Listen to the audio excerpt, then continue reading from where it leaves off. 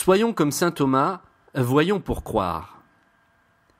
C'est vrai qu'il est bon de préparer le terrain et qu'une bonne séance de préparation mentale nous aide beaucoup à obtenir le résultat que l'on souhaite. Les sportifs l'utilisent et tous les leaders l'utilisent souvent de façon naturelle. Les techniques de visualisation donnent même des résultats tout à fait étonnants. Vous-même l'utilisez sans en être forcément toujours conscient. Mais, lorsqu'une croyance est vraiment trop ancrée en nous, il nous est parfois bien difficile de visualiser dans la direction que nous souhaitons. Car nous avons beau dire ce que nous voulons, il n'est pas si facile d'effacer tout doute, toute peur, et d'être à 200% dans la foi.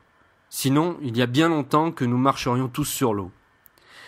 On nous a toujours répété qu'il fallait penser avant d'agir. Eh bien aujourd'hui, nous allons transgresser cette règle. Je veux dire par là que si vous avez de vieilles habitudes qui vous gâchent la vie depuis des années, ou que des problèmes vous pourrissent l'existence depuis trop longtemps, une action bien concrète sera certainement préférable et plus efficace qu'une longue prière dans votre chambre. Inversez le paradigme pensée, parole, action pour instaurer votre nouvelle vérité. Je vous donne un exemple. Admettons que vous croyez n'être pas assez bien pour le sexe opposé. Vous vous baladez avec la croyance qu'aucun homme ou aucune femme ne peut s'intéresser à vous depuis des années, peut-être même depuis toujours. Cette croyance est trop enracinée pour que vous puissiez la modifier comme ça en claquant des doigts. Vous aurez beau essayer de vous convaincre du contraire et d'affirmer que vous êtes le plus beau et le meilleur, le naturel reviendra au galop. Dès que le premier doute pointera le bout de son nez, vos vieux réflexes inconscients reviendront de plus belle et vous repartirez aussitôt dans votre spirale infernale. Le mieux serait dans ce cas de vous faire violence en agissant. Soyez fou pour une journée.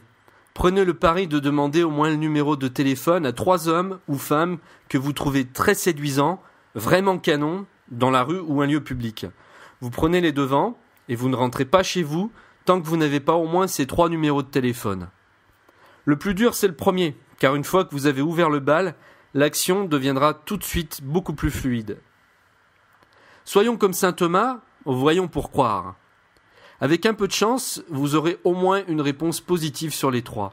Si ce n'est pas le cas, recommencez le lendemain et les jours suivants. Tant que vous n'avez pas ce que vous voulez, si vous le faites, vous serez certainement très surpris du résultat.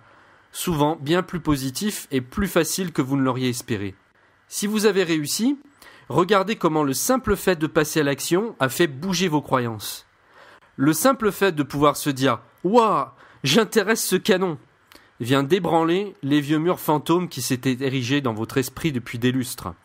L'action est vraiment le meilleur moyen de tuer la peur. C'est vrai que c'est une technique électrochoc, mais trop souvent nous perdons du temps à tergiverser, alors qu'en seulement quelques minutes, nous pouvons renverser un paradigme qui nous maintenait en captivité depuis des années.